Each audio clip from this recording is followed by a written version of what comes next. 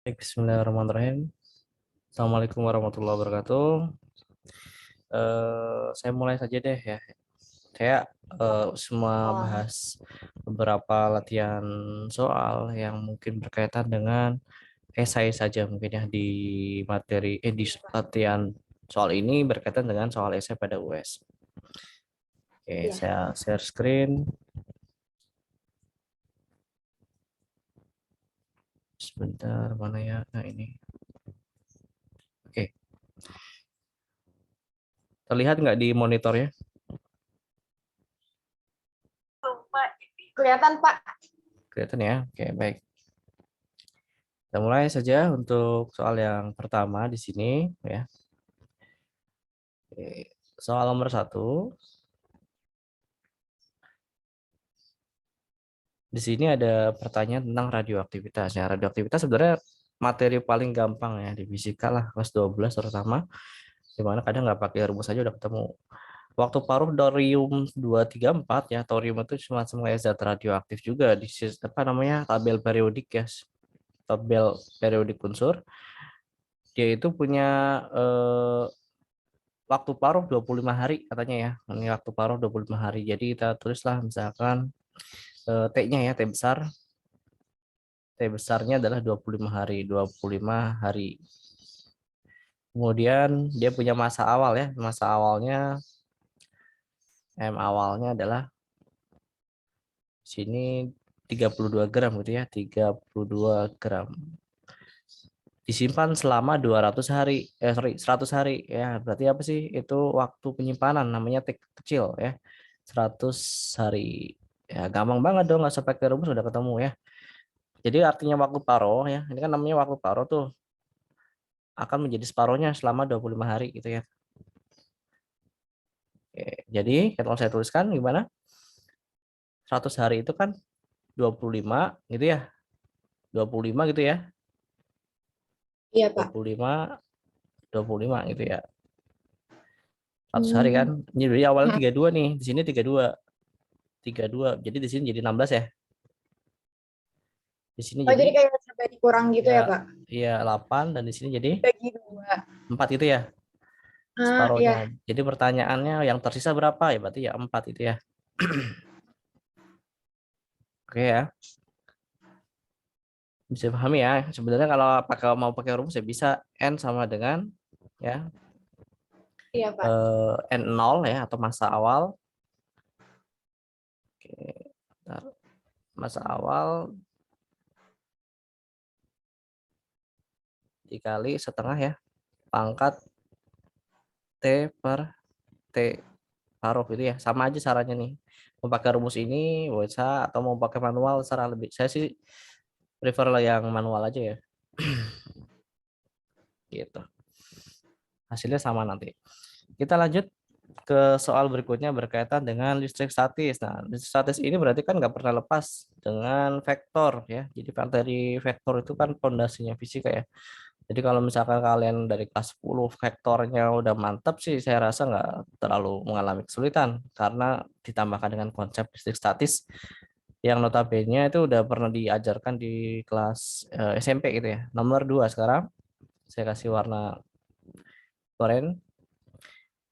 Nomor 2, di sini ada 3 muatan positif diletakkan pada koordinat 0,0. Jadi kamu tahu dong koordinat 0,0, X-nya itu apa, Y-nya apa. Ya kita buat ya koordinatnya. Hmm, sistem periodiknya apa namanya? Kartesiusnya, sorry. Kita buat paling besarnya di 6 ya. X-nya 6, sorry, Y-nya 6, X-nya 3.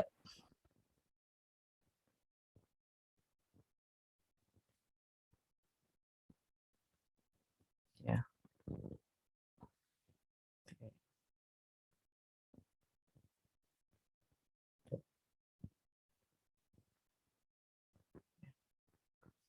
Terus lanjut terus. Ini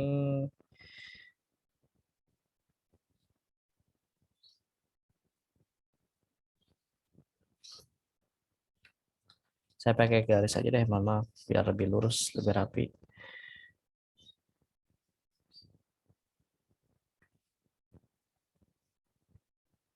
gitu. Selanjutnya subuh X-nya ya. Subuh X-nya maksimalnya di 3. Kita buat saja seperti ini. Ya. Pertama untuk titik 0,0 ya. 0,0 berarti di sini ya. Ini 0,0. Itu titik awal ya 0,0, kemudian titik 3,0. Kita anggaplah di sini ya. Ini 3,0. Oke, ini 3 kan.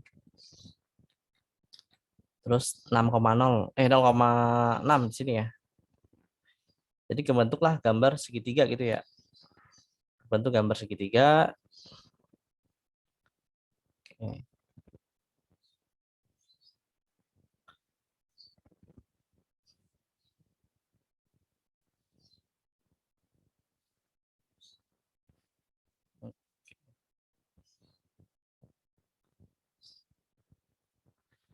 Sampai sini ngerti ya koordinatnya ya. Ini berarti 3 kan. Ini 6 ya. Itu. Sampai sini ada Iya, pertanyaan Pak. dulu nggak? Nggak ada ya? Hmm, Ada yang mau tanyain? Enggak, Pak. Nggak ada ya. Oke, di setiap sudutnya ternyata ada muatan ya berturut-turut di 0,0 itu 3 ya. Ini 3 mikrokolom. Di sini ada muatan 3 mikrokolom. Kita buatlah ya muatan.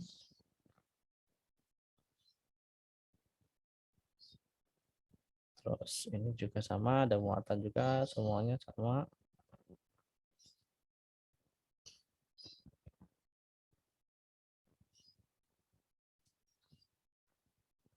Oke.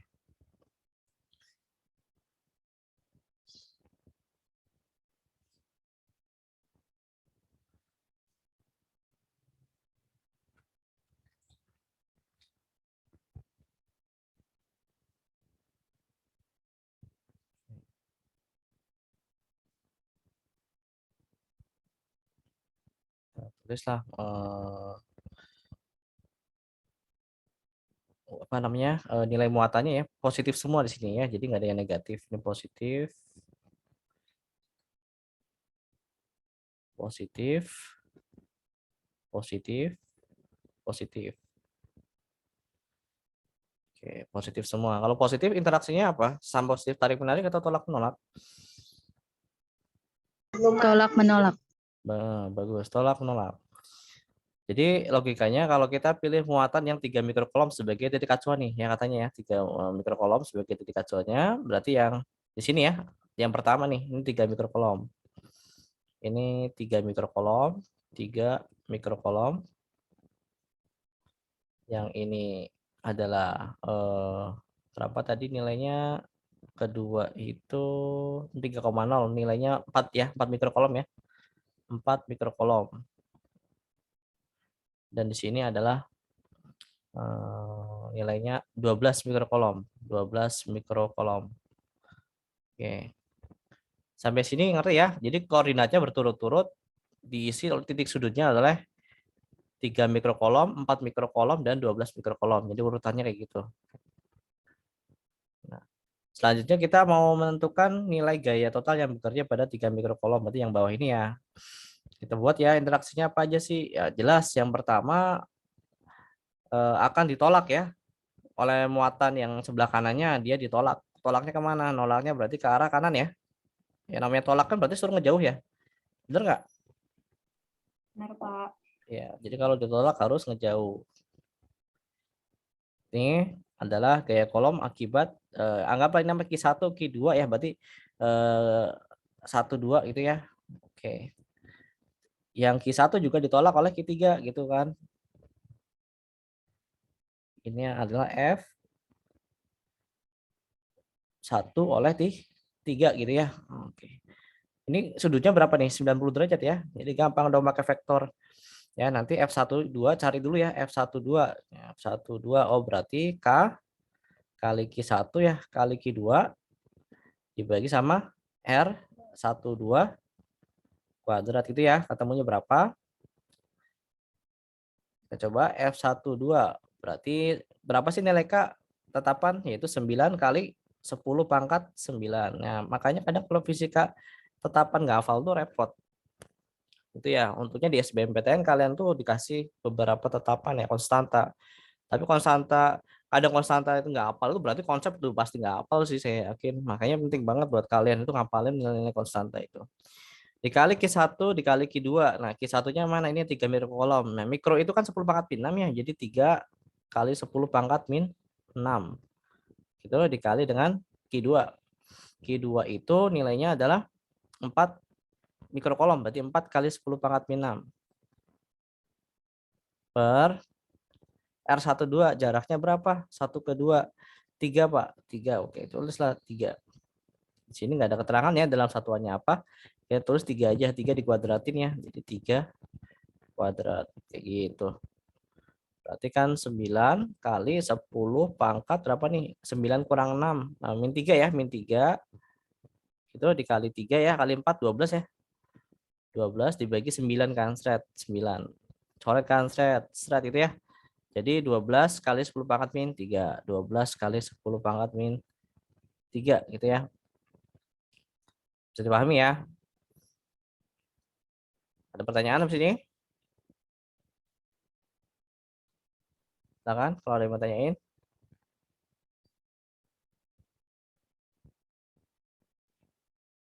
Nggak ada? Oke. Paham ya. Lanjut F13 sekarang. Maka kalau mau nyari F13 oh berarti tinggal dimasukin aja tuh angkanya 9 kali 10 pangkat 9 gitu ya. Dikali Q1 Q3. Wah, berarti 3 kali 10 pangkat min 6. Mikro itu 10 pangkat min 6. Kemudian berapa? 6 ya. 12, sorry. 12 kali 10 pangkat min 6. Langsung aja deh bawahnya berapa sih? Jaraknya 6 dikuadratin 36 ya. 36. Oke. Jadi kalau dihitung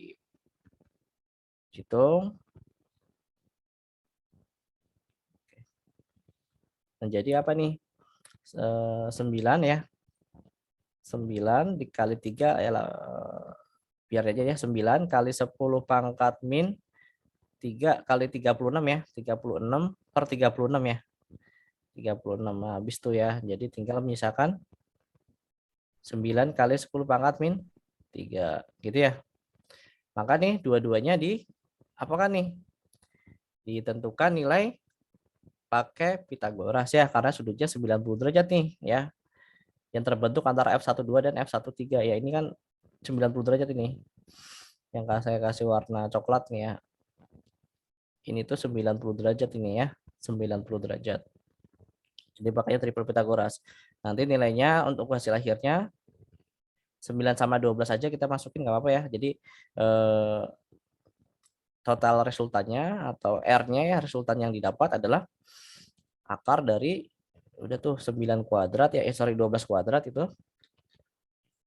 akar dari 12 kuadrat tambah 9 kuadrat ya 3, 4, 5, 15 ya pasti ya. Bener nggak triple Pitagoras ya 15 kan pasti 15 kali 10 pangkat min 3 ya satuannya Newton semua gaya satuannya Newton gitu. Sampai sini ada yang mau tanyain? Silakan. Nggak ada? Ini udah pada paham ya. Oke lah, lanjut. Ini diem aja nih, kenapa nih? Halo, tidur ya? Bingung Pak mau nanya apaan Pak? Oke, lanjut. Di soal nomor 3, ya gampang banget nomor 3 nih ya. Nomor 3 saya pakai warna biru deh, nomor 3. Di sini ada rangkaian apa namanya? Ingat, ini materi kelas 12 ya, namanya rangkaian loop ya, listrik arus arah. Kita tentukan dulu arah loopnya ya. Nah, kemana bebas terserah kita. Misalkan saya pengen berlawanan arah jarum jam ya. Berarti muternya kayak gini nih, seret gitu ya. Muternya seperti itu. Nah, Jadi kalau kita gunakan hukum Kirchhoff, gimana hukum Kirchhoff? Di mana sigma GGL ya, sigma GGL ya, sigma GGL epsilon ya simbolnya ditambah sigma I kali R harus bernilai 0. Ini hukum Kirchhoff berapa? Hukum Kirchhoff yang kedua gitu ya. Kemudian kita mau menentukan nilai loopnya, nilai kuat arusnya ya, ditanya beda potensial. Nah, berarti kuat arus dulu harus dicari dong ya. Kita gunakan sigma loop untuk epsilonnya yaitu sumber tegangan. Jadi kan jalan tuh dari sini nih. Nah, ketemu kutub positif ya, ketemu kutub positif berarti nilainya kutub panjang itu kan kutub positif ya. Katoda atau anoda? Katoda ya di kimia ya. Katoda anoda. Jadi positif ya. Maka tulisnya adalah 20 ya. 20 karena ketemu kutub panjang, muter lagi seret. Nah, ketemunya kutub pendek nih. 12. Oh, berarti minus 12 itu ya. Nanti penentuan arah arusnya itu terserah kalian ya, arah loopnya terserah kalian nggak masalah. Mau searah jarum jam atau berlawanan jarum jam sama aja hasilnya. Plus ya I kali R. Nah, I-nya kita lagi cari ya, R-nya berapa totalnya nih? Ini kan seri semua tuh 5, 10, 5. Jadi jumlahin aja semuanya ya. Oke, jadi kita tulis 5 tambah 10 tambah 12 ya. 5, 5, 10, 5 ya. 5, 5, 5, 10, 5 ya. 5, 10, 5. Sama dengan 0 gitu ya. Jadi berapa nih? 20i ya. 20i gitu sama dengan ini kan ini 8 ya. Jadi min 8 ya. Min 8. Berarti i-nya sama dengan 8 bagi 20. Min 8 per 20. Dikecilin berapa sih? Min 8 bagi 20 bagi 4-an deh. Bagi 4 2 per 5. 2 per 5 itu berapa? 0,4 ya. Bener ya?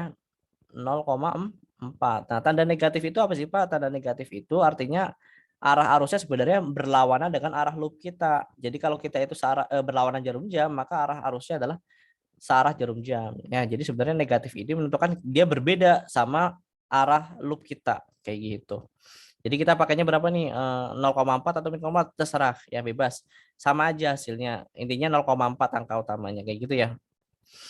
Jadi min itu menandakan bahwa hasil akhir nilai arusnya itu berlawanan dengan arah loop yang kita tentukan. Jadi harusnya bukan berlawanan jarum jam, tapi searah jarum jam. Jadi kalau kamu pakai searah jarum jam, nanti ketemunya positif 0,4 kayak gitu. Nah, terus gimana Pak? Kita mau nyari nilai R2, beda potensial yang ada di sini ya kan. Di sini nih R2 nih. Oke. Gampang loh ya, tinggal dimasukin aja. Oh, berarti V2 gampang nih. Oh, berarti V2 sama dengan I yang kita temukan dikali R2. R2. Oh, berarti 0,4 nih. Dikali R2-nya gitu ya. 5 ya. 0,4 kali 5 berapa sih? 0, berapa? 0,4 kali 5. 4 kali 5, 2 ya.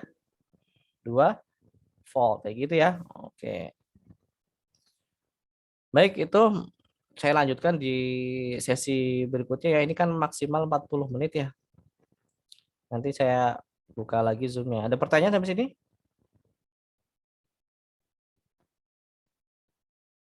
Ya ada ya, ini saya mau di screenshot sendiri aja ya, screenshot sendiri aja ya. Oke, silakan di screenshot. Saya nggak share ke kalian deh. Udah belum? Sebentar, Pak.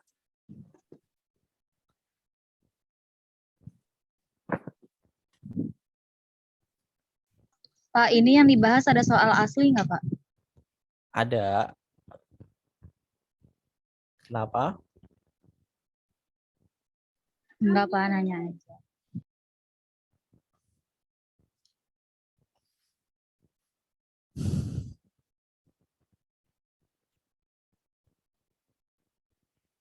Oke, udah ya? Atau saya ke bawahin ya sekarang?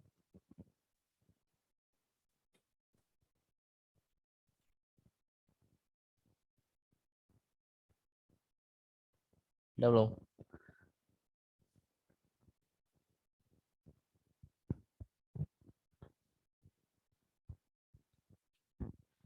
Udah? Nanti kalian lihat aja kira-kira persentase Pak. apa namanya Akuratannya berapa ini ya, internet saya lagi kurang stabil ya, mohon maaf kalau suara saya nanti patah-patah. Saya stop dulu, nanti kita lanjut langsung ya. Saya end dulu Zoom-nya. Oke.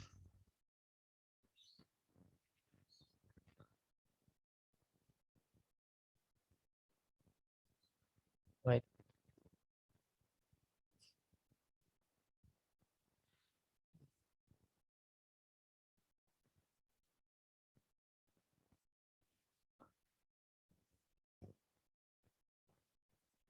Oke. Baik, saya lanjut nanti. Nanti saya kasih linknya langsung ke Rosana ya.